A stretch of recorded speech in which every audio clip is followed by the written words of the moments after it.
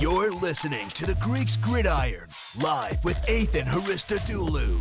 Hello, everyone, and welcome back to the Greeks Gridiron. I am Ethan Hristodoulou, and today, as we do every Thursday, diving in to picks for week number 9 of the NFL. We got 14 games on tap here with the Broncos, Lions, 49ers, and Jaguars all on their bye week. So, as I invite you to every single week, make sure you comment down below. Let me hear your picks and predictions. What are your thoughts on mine? I'm sitting at 73-49, coming off of a 13-3 week, big bounce back week after a disaster in week number 7. So let's dive right in, beginning with the Thursday night football game that we have here between the Tennessee Titans and Pittsburgh Steelers, as Will Levis gets his second go-around as the starter for the Tennessee Titans, coming off of a monster performance last week, and the Pittsburgh Steelers, who it sounds like they're going to have Kenny Pickett. I know he was dealing with that rib injury, but it sounds like he is good to go, and both of these teams, for what it's worth, are pretty similar as far as their production goes on offense and defense. When you look at the numbers here, just at points in general, 19 points per game, roughly, give or take, by the Tennessee Titans, whereas the Steelers sitting at 16. So there is a slight edge for the Titans on this one here, but only by about 3 points. But then when you look at them defensively, 21 points a game allowed per game by the Pittsburgh Steelers, whereas the Titans are sitting at 20 points a game allowed per. So not much of a difference there. They're putting up roughly the same numbers on offense and allowing roughly the same numbers on defense in terms of scoring. And I mean, as far as trying to dictate, you know, where is the hole for one of these teams to kind of take advantage of in the opponent and come away with a victory here?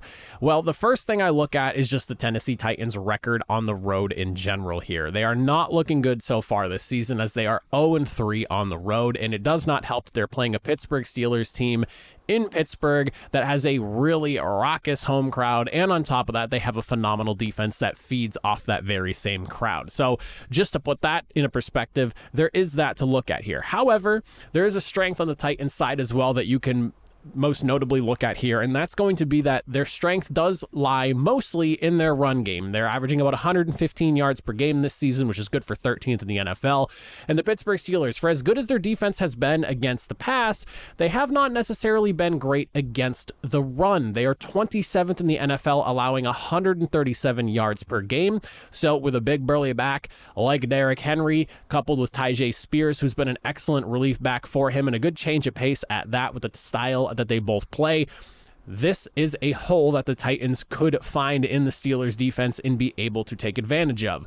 The other thing that I'm looking at here, and this is more of advantage Steelers, is going to be that Steelers pass rush, because they have been pretty ferocious all season long. The Titans are allowing about 3.5 sacks per game currently, tied for second most in the NFL, while the Steelers are averaging a little bit over 3 sacks a game themselves, which is at 7th in the NFL. On top of that, they're bringing pressure on about 25.1% of dropbacks, which is good for 9th most in the NFL. So I think there is a bit of a mismatch there as far as the offensive line goes against the defensive line of Pittsburgh with Tennessee.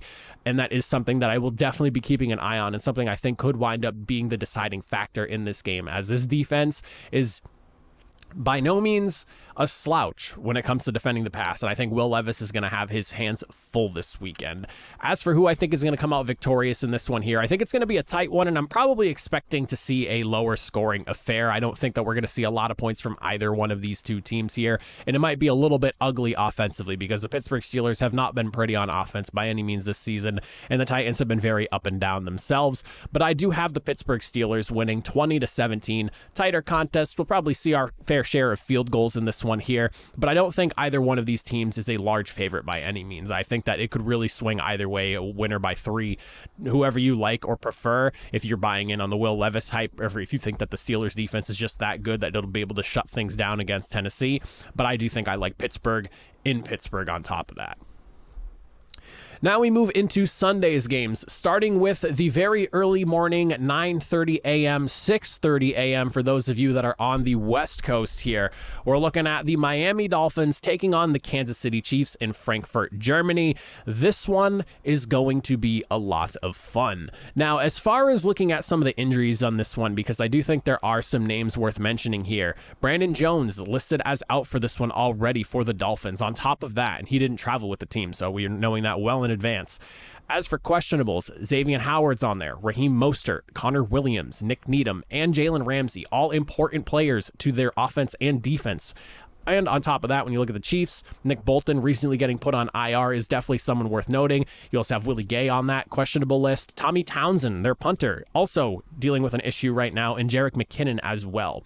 Now, when you look at how these two teams kind of stack up against each other, I think this is a really fun matchup, and one that I think being in Germany looks different than probably what we would have got if it was here in the States, because after seeing 3 games so far overseas this season, I do think it is affecting offenses quite a bit. And if you look at the totals that we've seen so far this year, we had a game hit 45 points, another one hit 40, and the lowest scoring affair was an only 30-point game. So I don't think we're going to see as much offense as you might expect when you consider that the Dolphins defense, and I know that Jalen Ramsey is going to be a big piece of this team going forward and maybe help improve that unit, but a Dolphins defense that has not been great necessarily so far this season. They're allowing about 25.5 points a game, coupled with the fact that the offense of the Dolphins has been very high flight, but struggles against really good teams. We're probably not going to see as many points as you might initially expect. Like, I saw the over-under for this one is, I believe, sitting around 50 right now,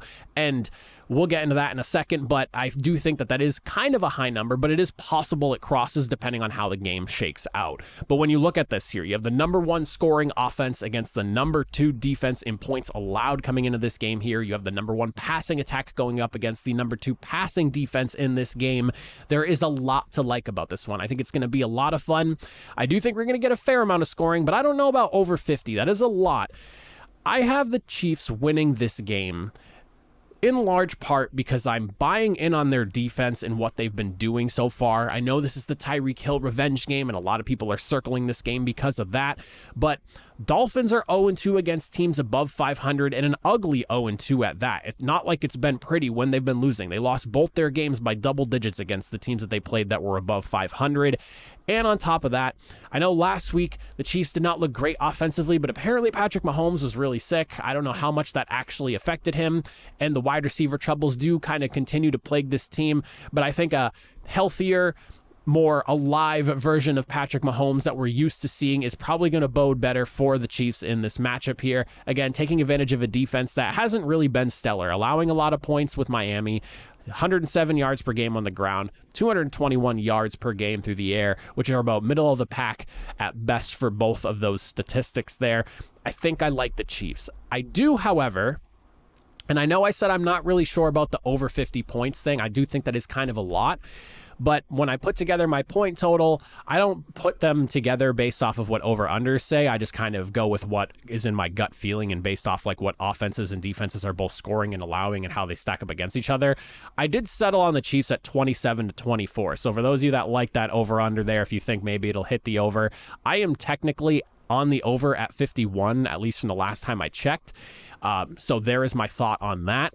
However, would I be shocked if we get slightly less than 50? Not necessarily, just because, like I said, not a single game overseas so far this year has crossed that 45-point threshold, and the other 2 games were at 40 and 30 respectively, so far below that 50 that they're predicting for this game. So just something for you guys to keep in mind. Take that advice however you want.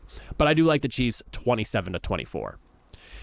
As for the early window of games, those 1 o'clock games, first one we're going to look at here is the Minnesota Vikings taking on the Atlanta Falcons. Both of these teams coming in with new starting quarterbacks. It looks like it's going to be Jaren Hall against that tough Falcons defense, and Taylor Heineke looking to bring a spark to an Atlanta offense that has been pretty flat for the majority of this season, and we are finally getting what hopes to be a better version of a Falcons offense that I kind of was expecting to see earlier in this season.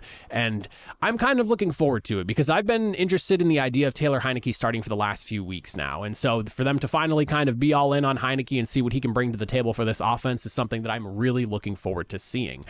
I have some serious concerns as for how Jaren Hall is going to step up against the Falcons. I know Will Levis just kind of torched the Falcons last week, and I understand that. But what are the Will Levis, for what it's worth, 2nd round draft pick, a guy that, you know, a lot of people projected as a good quarterback, I guess you could say, that just needed some time to get himself ready, and maybe he had that time necessary and now he's ready to roll. It could just be, you know, an aberration, something that just kind of happened one week. who knows really, but 5th round pick, Jaren Hall, a guy that was probably never supposed to see the field for the Minnesota Vikings, at least not this season or maybe even next season at that. Not really sure how I feel about his chances. And I mean, we could sit here and talk about statistics for both of these teams offensively, but I mean, those numbers kind of get thrown out the window now because we're talking new starting quarterbacks for both teams. So it kind of mitigates half the offense in what you're going to be discussing here. I mean, yeah, you could go by some of the rough numbers here. The Vikings had the second best passing attack in terms of yards per game coming into this one here, but that was with Kirk Cousins. So that doesn't really matter anymore because we don't know what we're going to get out of Jaren Hall. That could completely flip over. They could become a more running heavy team. I mean, who knows necessarily what they're going to look like. But if there's one thing I do know, both these teams are middle of the pack or so as far as points are allowed per game, and the Vikings have at least been able to put up some consistent numbers, and I do like the talent in Minnesota a little bit more offensively. However, I don't think I can go with Jaren Hall at quarterback over the experience that Taylor Heineke has as a starter in the NFL. He has put together some really fun games so far in his career, and I think with the talent that you do have in Atlanta, with a guy like Taylor Heineke, maybe you can make some magic happen. And I think we saw some of that last week later in the game against the Tennessee Titans, and it's unfortunate because I think if Taylor Heineke started that whole game, they probably steal that game over Tennessee. But they didn't ultimately, but I do think I like the Falcons, especially being at home in this one here, so I am going to go Atlanta. I have them winning 22-16. Thinking we're going to see a little bit of an uglier performance from the offense of the Vikings. I think the Falcons defense might be just a little bit too much for rookie Jaren Hall, and it's going to wind up showing on that scoreboard. Now we can turn our attention to the Arizona Cardinals taking on the Cleveland Browns, the 1-7, 0-4 on the road Arizona Cardinals, going up against the Cleveland Browns, who are a tough home team at 3-1, and again are 4-3 on the season as well. There are a lot of injuries on the Browns side in this game, so I definitely do think it's worth noting. When you look at the questionable list here, I mean, it's like putting together a grocery list after not going for 2 weeks. Grant Delpit, Greg Newsome, Mike Ford, Anthony Walker, Sion Takitaki, Jerome Ford, David Njoku, Jedrick Willis, DeJuan Jones, and Deshaun Watson still being on there, although I think he is going to play this week. At least that's kind of what it sounds like.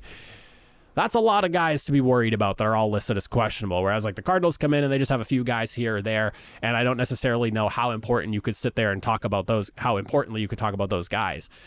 All signs are pointing at Arizona starting Clayton Tune for this game. However, it does sound like there is a slim possibility that we're getting Kyler Murray this week. I don't know about that. I do kind of feel like they want to wait just one more week, but if he pushes hard enough in practice, it is possible, but Clayton Tune has been getting the snaps with the starters for what it's worth, and Kyler Murray's been working with the practice squad. So just keep that in mind when you're sitting here rolling the dice on this one. We still got some time. Thankfully, you're probably making your picks a lot later in the week than I am. As for the running back situation in Arizona, it sounds like James Conner is back, and he's good to go. That will be a big plus for a team that enjoyed some success on the ground when he was there.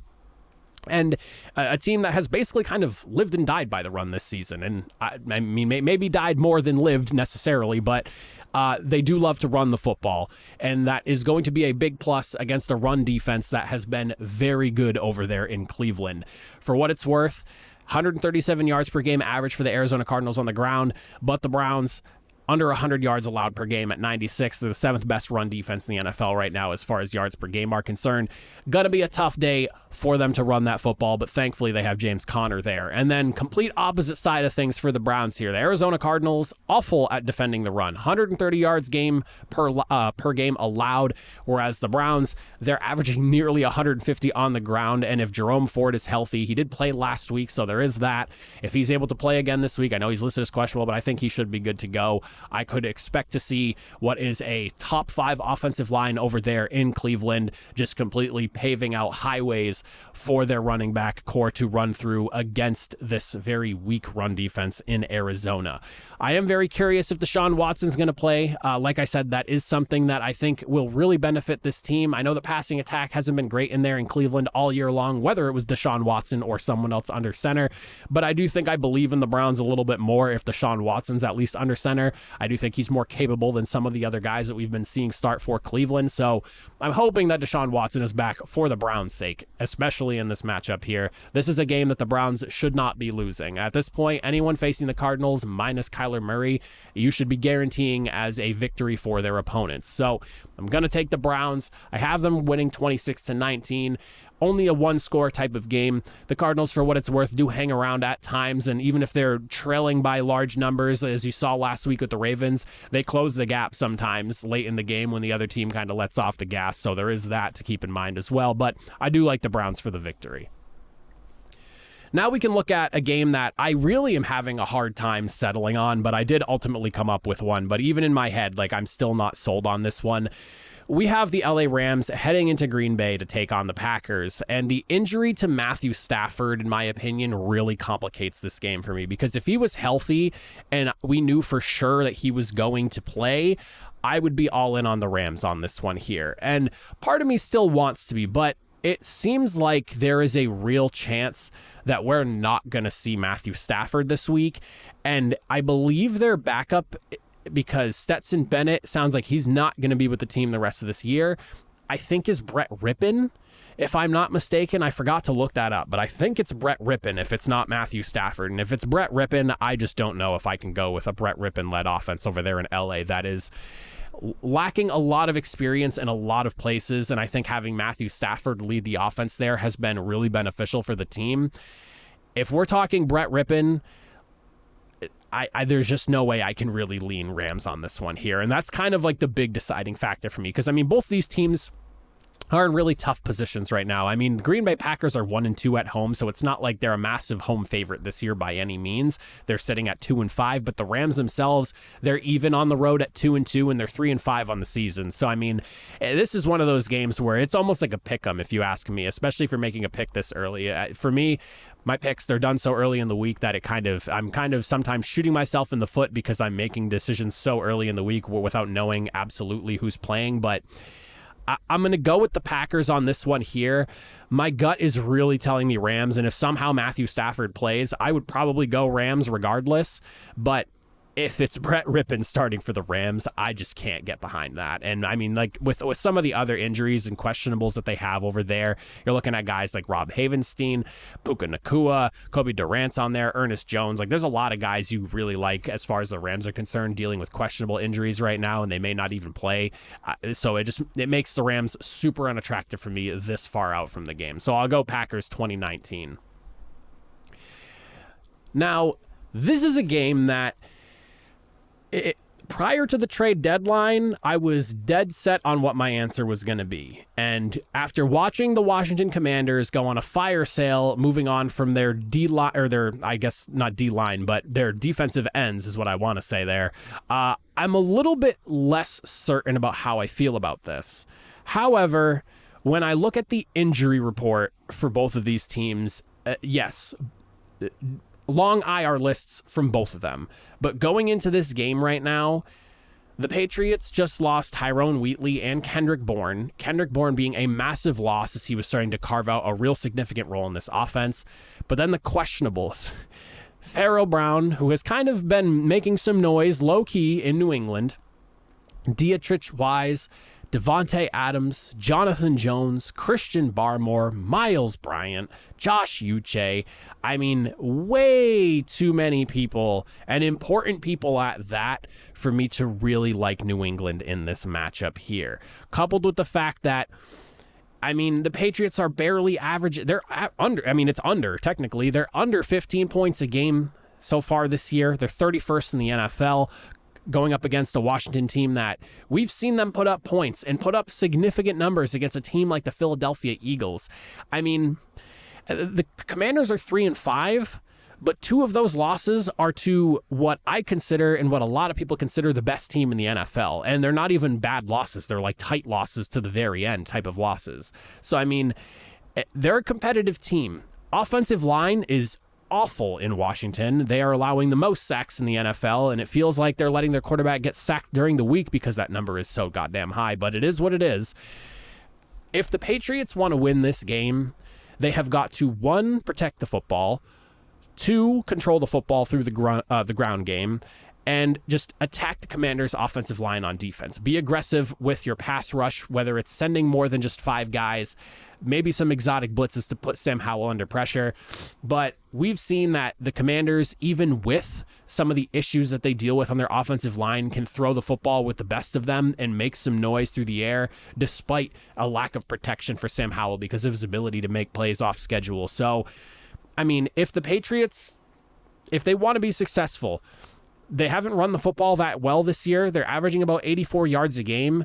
They've got to take it to what is a not so great run defense over there. And this is not a great pass defense by the Commanders either. And I'm kind of concerned with my pick on this one here because the Commanders have, again, moved on from their 2 edge rushers. And I don't really know what this defense is going to look like now without them. And it wasn't already great. I am going to go the Commanders. They're underdogs in this game, but just looking at everything, I don't know if I can buy in on the New England Patriots right now, especially with just how long their injury report is at this moment. Maybe it gets a little bit better over the next few days. Again, that's why you guys can make your picks up until the day before or the day of the games if you really want to. So I'm sitting here like a ding-dong making my picks on Thursday because I want to get them all in. But I just don't know if I can side with New England here. I have the Commanders winning 27-20. That 20 points for the Patriots is 5 points above their season average. I know they're coming off of a 29-point game not too long ago against the Bills, but that's the absolute best we've seen that offense so far this year, and I don't know if we're going to see that again. So give me the Commanders.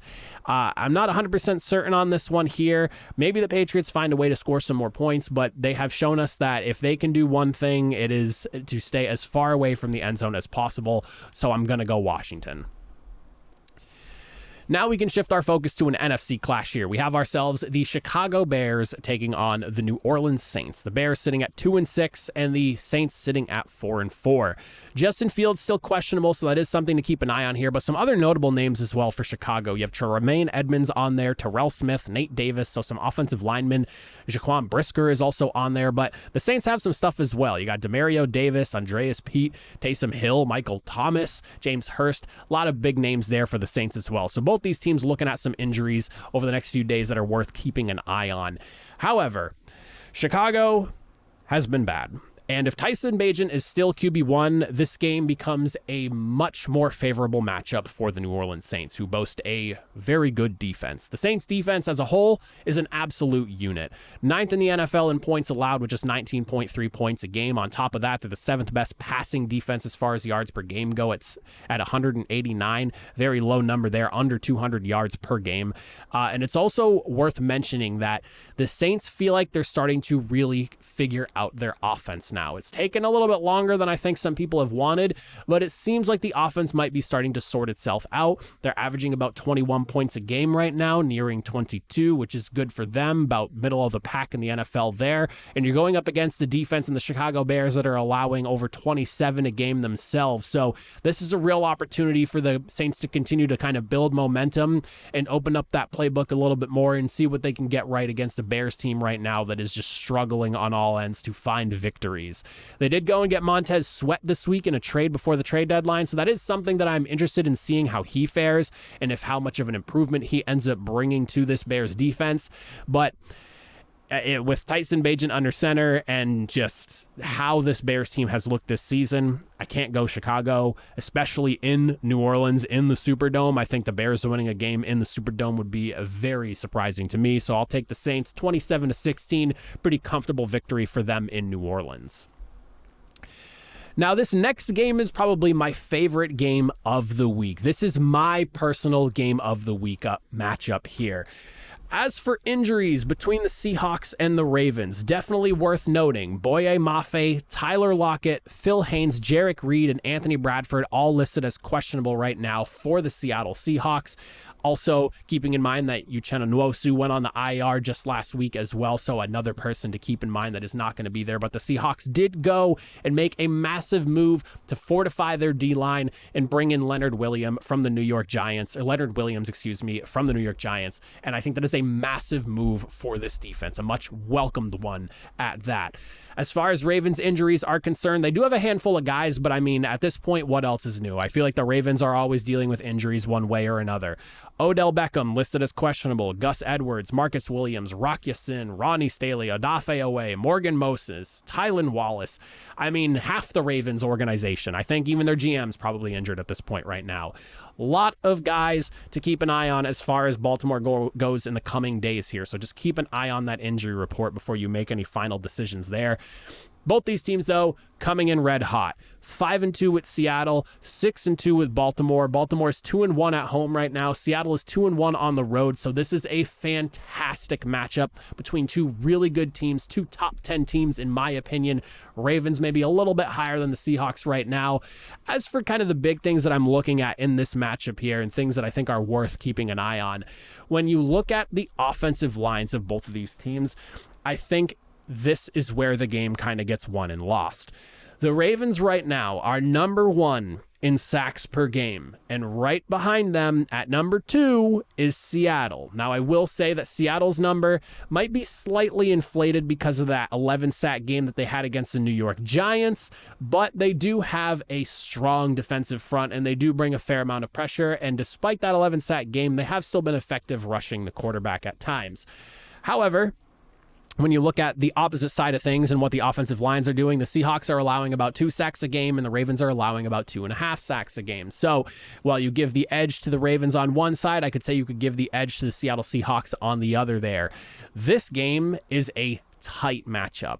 However, for me right now, the defense that they have in Baltimore and just the way it is rolling right now has been hands down one of the best and arguably the best defense in the NFL at this moment right now. For a while it was Cleveland. I feel like it's they're kind of coming back down to earth and regressing now to the top end towards the mean. And it's really between the Ravens. Funny enough, the Ravens, Steelers, Browns are in that conversation. I think the Saints have a good argument as well, but I really like what this Ravens team is doing on defense right now. And I mean, if you look at the numbers, they are first in points allowed per game at just a measly 15.1. Nobody is allowed to score against Baltimore right now. And on top of that, you combine it with a team that's pushing at about 25 points a game right now offensively. There's a lot to like. And I'm not going to sit here and write off Seattle, because Seattle not too far off from them as far as points scored per game. They're at 24, but the defense allowing just about 20 points a game right now, so they fall a little bit shorter of the Baltimore Ravens. As for who I think is going to win, though, I think a big deciding factor for me is this game being in Baltimore. I really like the Ravens coming into this one here, so I have them winning 24-23. Tight contest, but I think an exciting contest at that. Next, we can look at the Tampa Bay Buccaneers traveling into Houston to take on the Texans in a matchup that is actually very even between both of these teams right now. Coming in as far as injuries are concerned, the Buccaneers have Tristan Wirfs and Matt Feiler on their injury report right now, which does concern me a little bit about that offensive line. And when you look at what the Texans are dealing with right now, some questionables and pretty notable ones at that. Dameon Pierce is on there. Laramie Tunsil is on there. George Font, Kadar Hallman, Brevin Jordan, Robert Woods, Sheldon Rankins. A lot of guys to be looking at as far as the Texans are concerned. But both of these teams on the defensive side of the ball, they match up really, really well when you look at all the numbers and break everything down. As far as points per game allowed go, they are both locked in at 6th in the NFL with 18.3. That's on both sides there. As for defensive passing yards per game allowed, you're looking at about 256 from the Buccaneers to 236 from the Houston Texans. So about 2 completions difference there if you really want to break that down. And then as far as rushing yards per game allowed, the Bucs are sitting at 98 a game. The Texans are sitting at 99 a game. Both of these teams also do force some turnovers here and there as well. Defensively, they match up very, very nicely. As far as offenses go, though, I would say that you'd give a slight edge to the Houston Texans here. They are averaging a fair amount more as far as points per game is concerned, at about 4 points more. You're getting about 17 or so from the Tampa Bay Buccaneers, whereas you're getting about 21 from the Houston Texans. And then when you look at the yardage numbers, 220 from Tampa Bay to 238 to the Texans as far as passing is concerned, and then rushing yards, 77 a game for the Bucs, and then 91 for the Texans. I would say that when I look at this at first glance, I think, all right, Houston Texans, they're at home. They're playing a little bit better offensively. I'd probably want to side with the Texans here. However, the Texans feel like they've been prone to dropping weird games here or there, and we're looking at a 3-game losing streak right now for Tampa Bay that just kind of feels like it's finally time for them to snap said losing streak and get themselves back in the win column. So this is more of a feeling type thing for me than anything else. On top of that, we look at what happened to Houston last week against what I would consider a far inferior Carolina Panthers team. A little bit concerned with what happened last week. And knowing that the Buccaneers defense is definitely better than what Carolina has been fielding all season, something just smells like Buccaneers upset victory for this one here. And I think I'm going to go ahead and side with the Bucs on this one. So I'm going to take Tampa Bay. I think they get the W in this one here. Not far by any means. Lower scoring game at 23-21, but something just smells like Tampa Bay upset to me. So I am going to go with the Bucs on this one. On the road as Road Warriors, getting themselves a nice victory. On top of that, they are 2-1 in road games. So that is something I think that is worth mentioning. Now, moving into the late window, we have ourselves the Indianapolis Colts heading into Carolina to take on the Panthers. Now, the Panthers coming off of a massive victory last week, their first of the season over those Houston Texans we were just talking about, and going up against a Colts team that, for what it's worth, they are 3-5 right now. 3-5, not having a great season, missing their starting quarterback, but are somehow still 6th in the NFL in points per game. Counteracted by a league worst 28.6 points per game allowed on defense. They have somehow fallen below the lowly Broncos, who have been leading that statistic for quite some time. Now, when you look at the injuries for this one here, Colts do have some significant ones that are worth mentioning. You have Zaire Franklin, you have Juju Brents, Dio Odengbo, Kylan Granson, Braden Smith, all guys that see significant snaps for the Colts. And then you look at the Carolina Panthers, and it feels like half their roster is on this list. Here is the list of questionables for Carolina going into this game here. Von Bell, Brian Burns, Frankie Louvu, Hayden Hurst, DJ Chark, Chandler Wooten, Laviska Shenault, Raheem Blackshear, Troy Hill, Claudin Trellis, and Austin Corbett. I just counted out 11 people right there. They have 11 guys that are dealing with something right now and may or may not be 100% heading into this matchup here. The offense in Carolina has not been great. It has been a tough year for them as far as putting up points is concerned. They're averaging about 18 points a game right now. And like I said, the Colts are 6th in the NFL at about 25.5.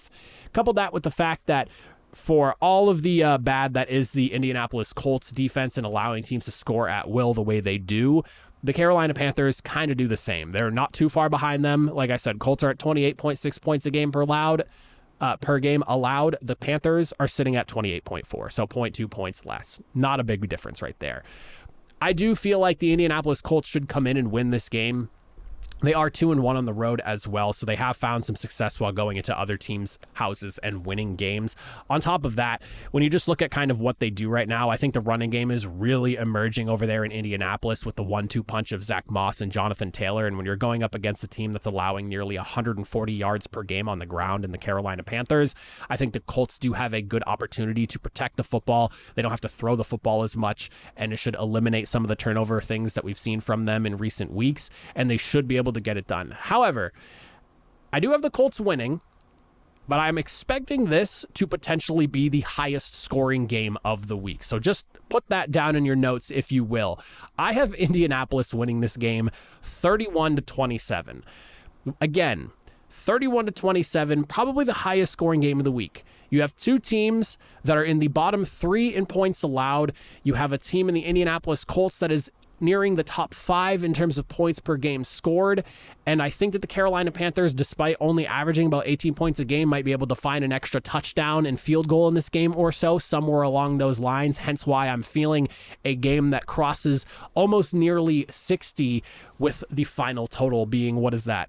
I'm looking at 58, so almost 60 points scored in this game between two teams. Don't be too surprised if we see some ball movement going on in this game and a lot of action in the end zones.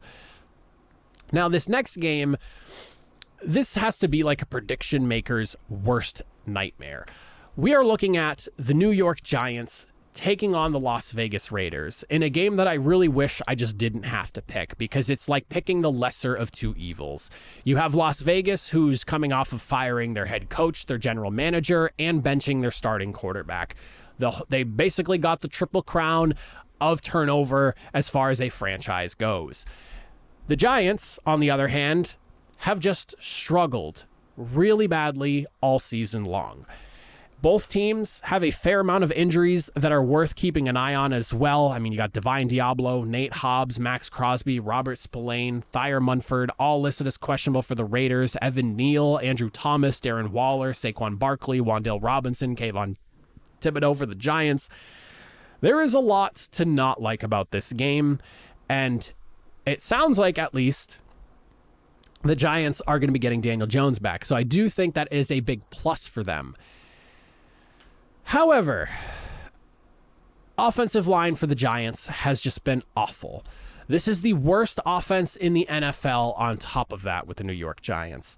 And for what it's worth, I think that despite the fact that Aiden O'Connell is a rookie and he's kind of being thrust into a situation right now with a new head coach and everything, it's the same scheme. You can't really go and flip things like that mid-season.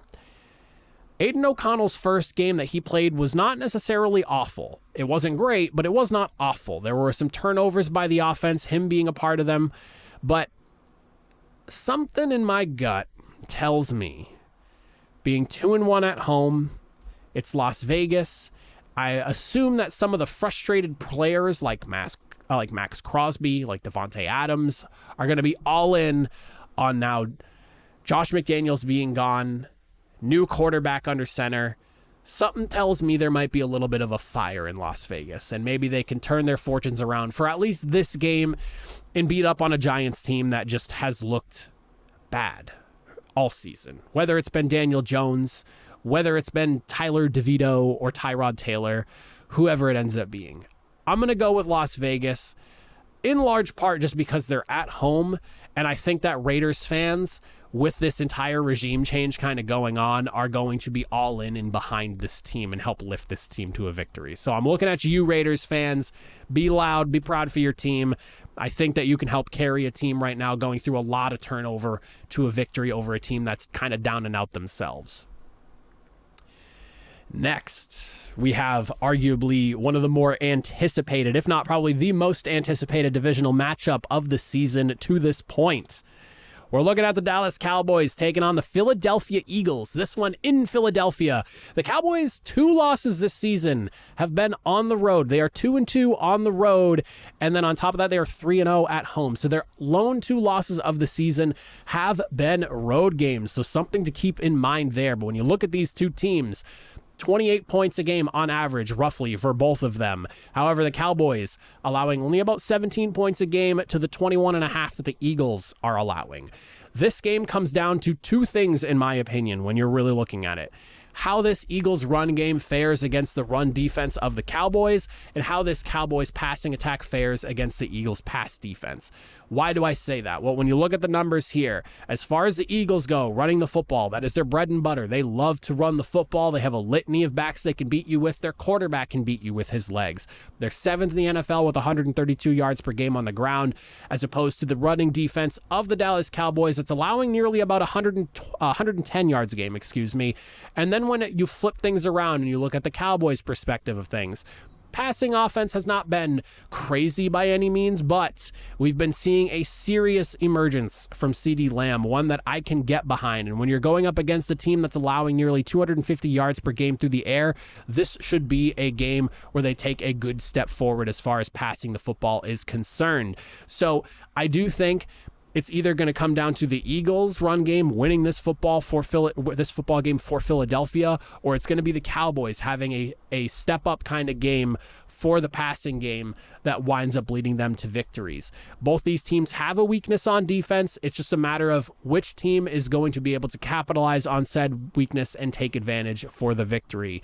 As for who I think comes out on top on this one here, like I mentioned earlier, the Cowboys' 2 losses are on the road.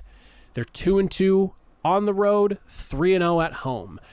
Philadelphia has yet to lose at home. They are one of the toughest places to play in the NFL. And don't get me wrong, Eagles defense has not maybe been as nearly as dominant as it was last year, but I do think it's still a good unit. And with another week under his belt, Kevin Byard, their new safety, should help close things up over the top on that defense here. This is a matchup I am very excited to see. Couple that with the fact that the Eagles have the best run defense in the NFL, there is a shot that they could make this Cowboys team one-dimensional, and that could help things out for the Eagles. I'm going to take Philadelphia 27-23. This one should be a very fun game to watch.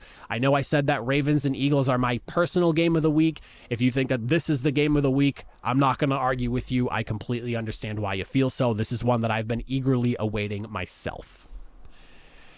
And now we look at Sunday Night Football in a game that is one of my favorites that seems to be coming up every single year and has built some animosity and just has a lot around it. Very deep history the last couple of years between the Buffalo Bills and the Cincinnati Bengals, and it feels like the Bengals have the Bills number. And kind of like how I discussed with the Cowboys earlier, the Bills on the road are where they seem to kind of run into their issues. They are 1-2 in road games right now, and they're going up against a surging Bengals team that is 2-1 at home. Now, when you look at injuries here, Kaiir Elam just got put on the IR, literally today, like this morning today. That's how recent that happened. Josh Allen still dealing with his shoulder issue. You also have DeMar Hamlin, Quentin Morris, Balen Spector is listed as questionables. On the Bengals side, we have Akeem Davis-Gaither, Joe Mixon, Orlando Brown Jr., Josh Tupou, and Trey Hendrickson. Decent amount of guys on the Bengals side as well. Bills did go ahead and get Rasul Douglas. I believe that was in an effort to try to circumvent the loss now of Kaiir Elam. They are down a couple of corners because they lost Elam and they lost Tre'Davious White earlier in the season. Although I will say that Kaiir Elam was maybe not necessarily playing the best of football, but he is a loss nonetheless for this defense. But as I've been saying, Bengals have just been a very bad mismatch for the Buffalo Bills. I feel like every time this game comes up, I have picked the Bengals and they have gotten the job done. And I'm having a hard time betting against them in this one here. Since Joe Burrow's gotten healthy and he's gotten his mobility back, this team just feels like a whole new Bengals team. They've scored 30 points in 2 of their last 3 games that they've won. They're on a 3-game winning streak as we speak. The defense has allowed no more than 20 points in all these 3 games that they've won in this streak that they're on right now. And while Buffalo has been very good all season long, and you look at their season-long numbers, they're 4th in scoring, they're 3rd in points allowed per game, they're the 4th best passing offense in the NFL, middle of the pack as far as rushing is concerned. They are a very good team, but turnovers and just really poor offensive performances on the road have really cost them at times. And for me, I'm very, very high on Cincinnati right now. They don't turn the football over. They have the 2nd best turnover differential in the NFL right now. So not only do they not turn the football over, but they make turnovers happen. They are 2nd in the NFL at +7. Whereas Buffalo, they are prone to making mistakes. And in Cincinnati, if you make a mistake, I don't know if there's coming back from it, especially with the way the Bengals have been looking in recent weeks. The first quarter of the season that we saw Cincinnati, that 1-3 team, not what we're seeing from the Cincinnati Bengals team, and they're currently working the 2nd quarter of the season at a much better, more efficient rate. I'm going to take the Cincinnati Bengals, home win for them. Buffalo stumbles, we get some more drama. I hope, part of me almost hopes I'm wrong, because I feel like Buffalo needs this win more than Cincinnati does, in a sense that if the Buffalo Bills drop this game again as a team that was supposed to be Super Bowl favorites coming in, it would hurt them more. Whereas Cincinnati, they still have plenty of time to kind of work through things. They don't have as much pressure on them because they've just been dealing with so many injuries, especially at the quarterback spot. But I do think Cincinnati can come out victorious, move to 5-3, and drop those Bills down to 5-4. And then to finally wrap up the picks for the week. Oh, and I'm sorry, 27-25 is what I have the Bengals at. And then moving on to the final game of the weekend on Monday Night Football, the Chargers coming into New York to take on the Jets. The Chargers are sitting at 3-4. Jets are sitting at 4-3. And we have two teams that find ways to win in complete opposite manners and basically just operate in completely opposite ways. Look at how these two teams stack up here. As far as points per game scored goes offensively, about 25 points a game for the Chargers to 18 from the Jets. But then you flip things, you look at the defensive numbers. 24 points a game allowed for the Chargers. The Jets are sitting at just 18.4. They are 8th in the NFL to the Chargers 24th. And as far as the offensive numbers go, Chargers are 9th to the Jets 26th. Then you go into some of the yardage numbers here. Passing yards per game, Chargers getting it done. They are 6th in the NFL at averaging nearly 260 yards per game to the 164, which is 31st in the NFL of the Jets. But then you flip it and look at the run game. They're about even, somewhere along that line, about even. 103 yards per game from the Chargers, 109 yards per game from the Jets. So both of them about middle of the pack. Chargers a little bit closer to the backside of the pack as far as run concerns. And then on the defensive side, you have the league's worst passing defense in the Chargers at 297 yards a game. But you look at the Jets, and they are the second worst in the NFL as far as defending the run at 144 yards a game. And then when you look at the opposite side of things, passing yards per game allowed, the Jets are sitting at a measly 184 yards a game, 5th best in the NFL. And then the Chargers dominate against the run at just 93 yards a game, which is 6th in the NFL. So both defenses on opposite ends of the spectrum, both offenses on opposite ends of the spectrum, finding success in different ways. This game comes down to two things in my mind. Two things. Can the Jets run the ball against the Chargers? Again, Chargers have the 6th best run defense in the NFL right now. And can the Chargers pass the ball effectively against a secondary, a pass rush that has, as Robert Saleh said not too long ago, kind of downright embarrassed quarterbacks to this point in the season? I'm not quite sure about either, to be honest with you. Part of me feels like that low rushing yardage allowed per game by the Chargers, and I don't want to take anything away from the Chargers, but part of me feels like that number is in large part because teams know that all they really need to do is just throw the football and they can kind of just get after the Chargers. Maybe that's the thing. I'm not quite sure. However, if there's one thing I do know, Zach Wilson is prone to making mistakes, and this Jets team has a hard time finding their way into the end zone at times. It comes down to just the defense and putting the absolute clamps down on teams for them to be able to come out victorious. And I kind of feel like the Jets might be due a tough loss here. That is also not even to mention that the Jets' offensive line has taken a couple more blows to an already tattered group. Connor McGovern and Wes Schweitzer, I believe that's pronounced, are both heading to the IR, so they're losing more guys on that offensive line. And I'm just concerned that at this point, we're going to start to see that offense maybe regress even further back than it already is right now. So I'm thinking I'm leaning towards the Chargers in this game, and I'm going to take the Chargers with a win, 20-19.